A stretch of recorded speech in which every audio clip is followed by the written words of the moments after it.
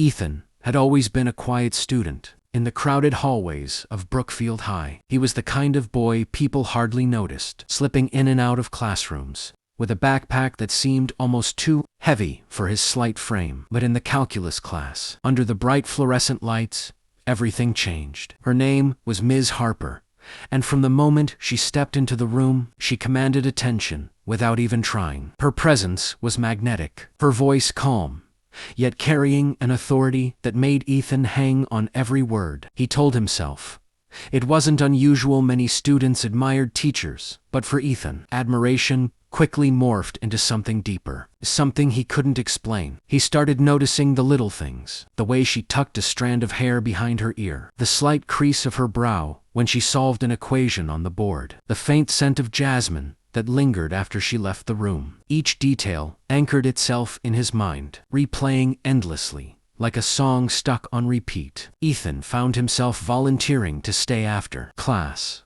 under the pretense of needing help with homework. Ms. Harper was kind and patient, explaining concepts over and over, never realizing how closely he watched her gestures, how his heart raced when she leaned over his notebook. It wasn't long before Ethan's fascination began to shape his every thought. At home, he imagined conversations with her, moments that had never happened, scenarios that danced between reality and fantasy. His friends noticed his distraction. "You're obsessed, man," his best friend Kyle joked one afternoon. But Ethan didn't laugh. He knew it was true. As the weeks passed, Ethan began to cross lines he hadn't intended. He lingered outside the teacher's lounge, under the guise of needing to ask questions. He memorized her schedule, noting when she arrived, when she left, when she took breaks. Every piece of information felt crucial, like it was part of some puzzle only he was meant to solve. Then came the day that everything changed. Ethan stayed late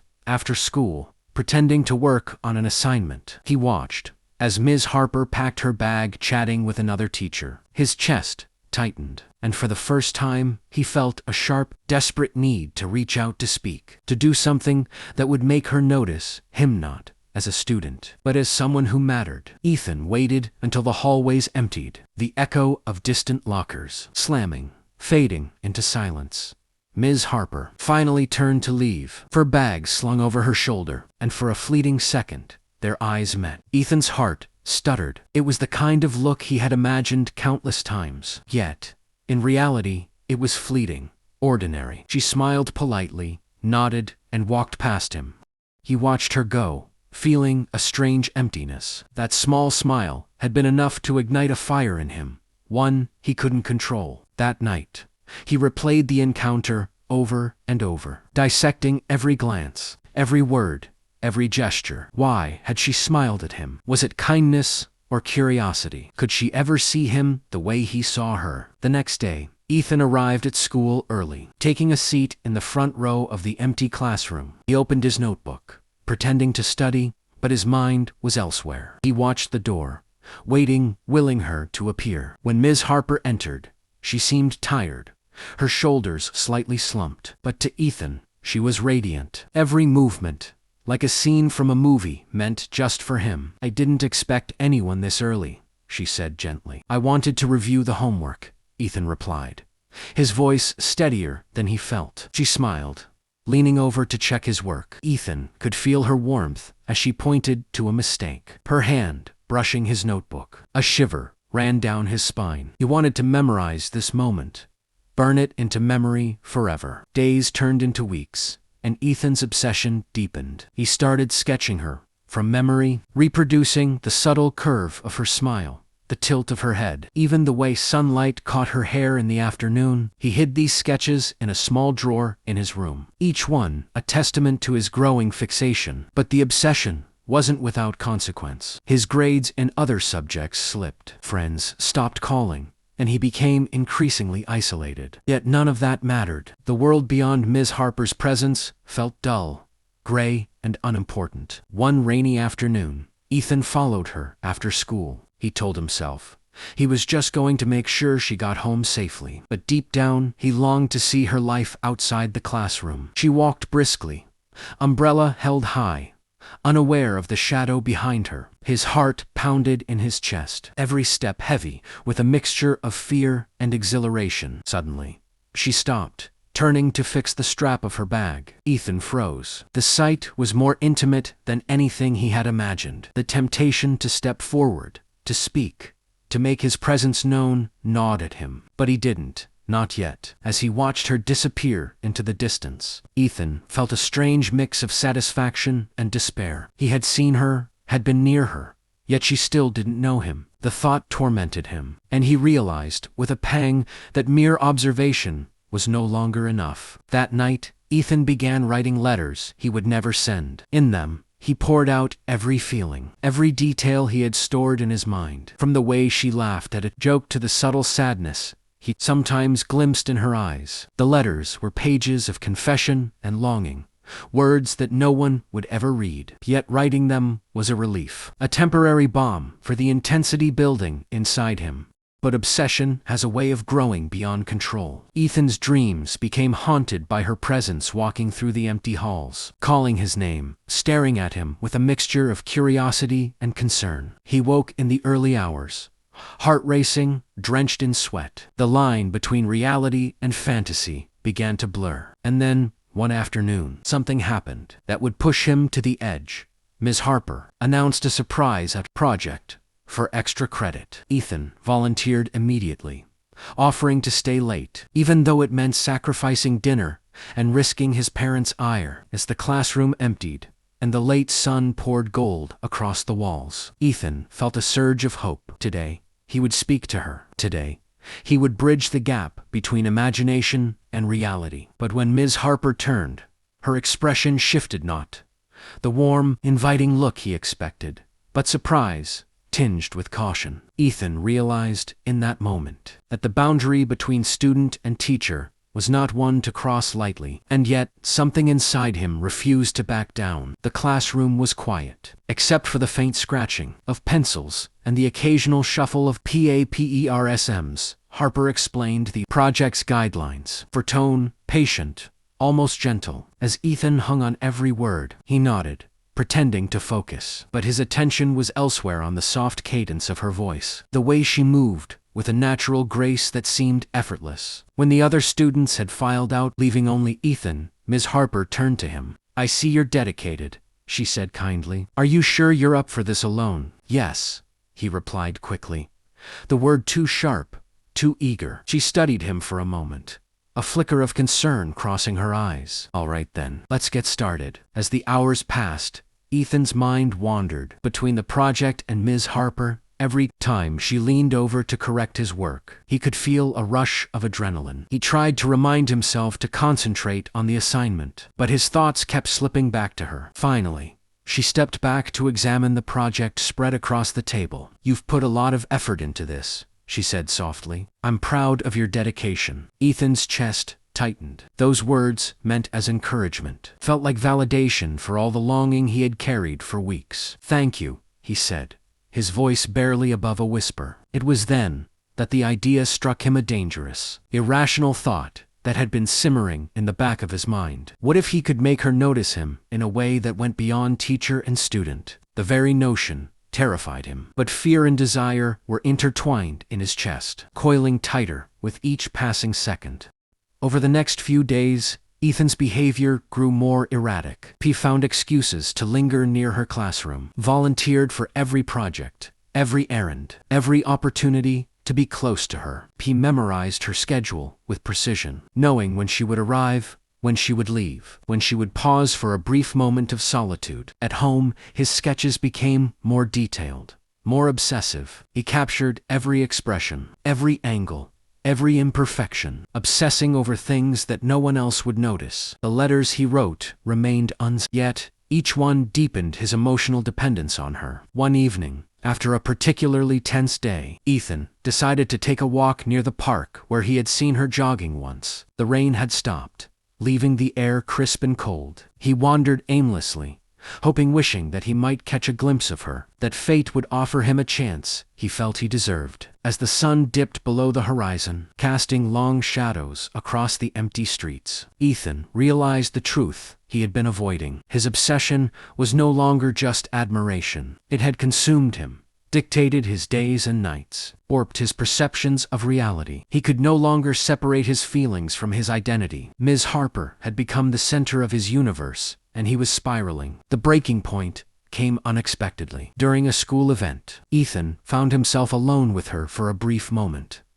Ms. Harper smiled politely, unaware of the storm brewing in his chest. Words tumbled from his lips before he could stop them. Confessions of admiration, of longing, of obsession, fall, spilling out like a dam breaking. Her expression shifted from surprise to discomfort. "Ethan," she said cautiously, "I'm flattered, but this isn't appropriate. You're my student. These feelings." She paused, searching for the right words. "They can't be acted on." Ethan's chest ached, the weight of reality crashing into him. For the first time, he saw the consequences of his fixation. The danger, the boundaries he had ignored, the fragile trust he had taken for granted. He wanted to argue, to make her understand, to convince her that his feelings were real. But a sudden clarity froze him in place. That night, Ethan sat in his room, staring at his sketches, the letters he had written, the carefully documented notes of her routine. For the first time, he felt shame, not just embarrassment, but a profound understanding of how far he had let obsession take control over his life. He realized that his desire to be close to her had blinded him to everything else: friends, family,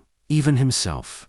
The days that followed were painful but necessary. Ethan avoided lingering near her classroom, focused on his studies, and began to rebuild connections he had neglected. It was a slow, uncomfortable process, but each step reminded him that life existed beyond the shadow of his obsession. And though he still admired Ms. Harper from afar, with respect and gratitude, he had learned the hardest lesson of all. Some boundaries exist for a reason. An obsession, no matter how consuming, can never replace genuine connection or self-respect. Weeks passed, and the rhythm of school life began to feel normal again, at least as normal as it could for someone like Ethan, whose mind had once teetered on the edge of obsession. He focused on homework, joined a few extracurricular clubs, and even started talking to his friends more, attempting to rebuild bridges he had neglected. But the memory of Ms. Harper lingered, like a soft echo in the background of his mind. It was during a literature class, months later,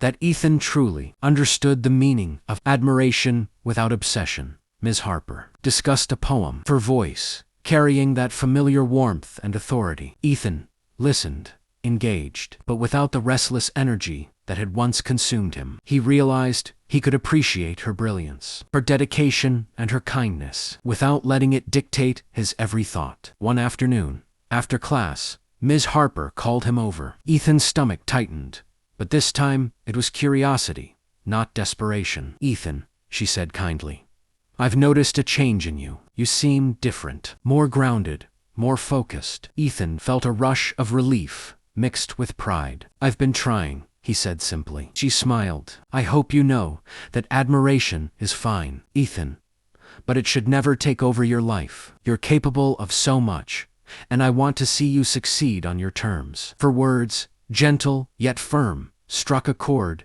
deep inside him. For the first time, he felt that what he was experiencing was not shameful, but part of learning boundaries, learning self-control, and learning how to channel feelings into something productive. Ethan continued to sketch, but his focus shifted. Instead of drawing Ms. Harper obsessively, he began to sketch scenes from his life, from the world around him, from the stories he imagined. The intensity that once consumed him found a new outlet, one that nourished rather than endangered him. He also began writing again, but this time the letters were not to Ms. Harper. They were journal entries, reflections, and stories, ways to process emotions without harming anyone. Writing became a mirror, showing him who he had been and who he could become. There were moments when he caught himself thinking of her in the old, obsessive way. But instead of spiraling, he paused, breathed, and reminded himself of the lessons he had learned. He realized that admiration could exist without possession, that love could be pure without crossing boundary. Ethan also started reconnecting with his friends, sharing laughter and stories that didn't revolve around his fixation. The friendships were awkward at first, but gradually the warmth returned. He found joy in companionship, in shared experiences, and in the small victories of everyday life. Grades improved, hobbies resumed, and the world felt vibrant again. By the end of the school year, Ethan had changed profoundly. He was no longer the boy consumed by obsession, shadowed by longing and fantasy. He had emerged wiser, more and capable of balancing admiration with respect. And then came graduation.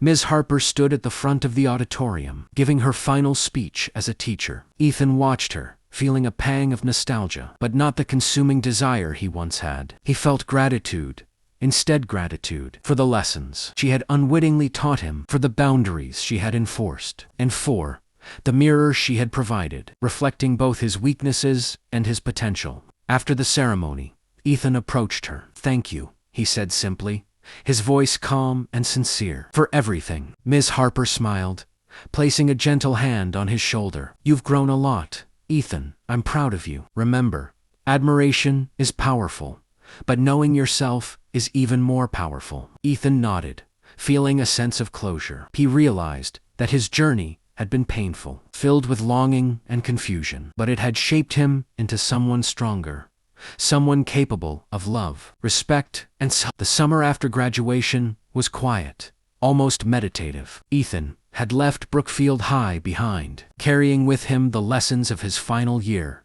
Like carefully packed luggage, the streets he once wandered in search of fleeting glimpses of Ms. Harper now felt like a chapter he had closed, a memory framed neatly in the past. He found work at a local bookstore, a place filled with the comforting smell of paper and ink, where the days moved at a gentle, predictable rhythm. Here, Ethan could exist in his own life rather than orbiting someone else's. He discovered joy in the mundane, arranging books by color or genre, recommending stories to curious customers, and laughing with coworkers who had no knowledge of the obsession that had once defined him. Occasionally, he thought of Ms. Harper, but not with the sharp ache of longing. Instead, he remembered her as a guidepost, a figure who had unintentionally led him through the dangerous territory of unchecked emotion. He could smile at the memory of her voice, her patience, and the way she had never crossed the line, even when he wished she might notice him in ways that weren't appropriate.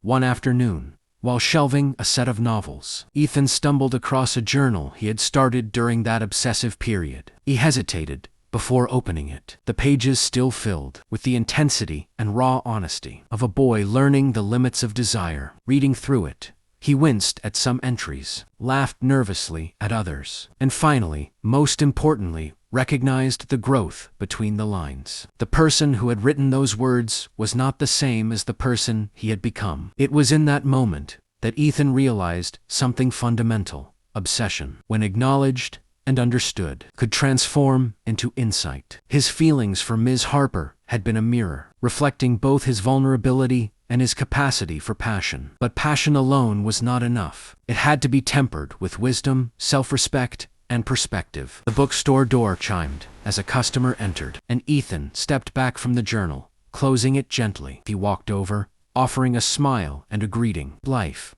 he understood now, was not about capturing someone else's attention or longing for what could never be. It was about showing up fully in his own life, taking responsibility for his choices, and embracing the relationships that nurtured him rather than consumed him. Weeks turned into months, and Ethan slowly explored new hobbies, writing short stories, sketching landscapes instead of people, and volunteering at a local community center to help younger students with math, a very subject that had once bound him to Ms. Harper. Here, he discovered a new kind of satisfaction, seeing curiosity spark in another's eyes, knowing that he could guide someone safely without letting his own feelings overrun reason. One evening, after finishing a sketch of the bookstore in golden sunset light, Ethan leaned back and reflected on the journey he had taken. The obsessive intensity that had once ruled his life now seemed distant, almost unreal. He had felt the pull of an all-consuming desire, walked to the edge of temptation,